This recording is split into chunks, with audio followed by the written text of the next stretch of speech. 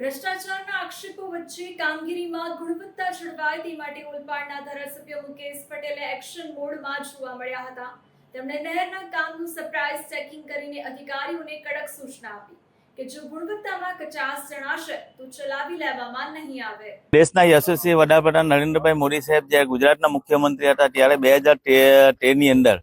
એમણે યોજના બનાવી હતી કે ઉકાઈની અંદર ઉકાઈ ડેમ ફૂલ ભરાય છે, પરંતુ લોકોને છેવાડા સુધી પાણીની કેપેસિટી કેનાલની જે 2450 ક્યુસેકની હતી, મોદી સાહેબે ત્યારે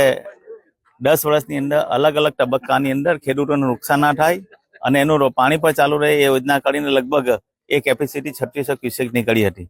તેમ છતાં પણ જે છેવાડાનું ગામ છે એ છેવાડા ગામની અંદર જે કેનાલનું કામ પાકી કેનાલ કહેવાનું બાકી હતું એ તમામ કામો લગભગ ઓલપાડની અંદર આ 35 દિવસના રોટેશનની અંદર 3 ડિવિઝનની અંદર લગભગ 30 કરોડ રૂપિયાના કામ અત્યારે આ 35 દિવસની અંદર થઈ રહ્યા છે। અને આપણે આપ જોઈ રહ્યા છો કે આજે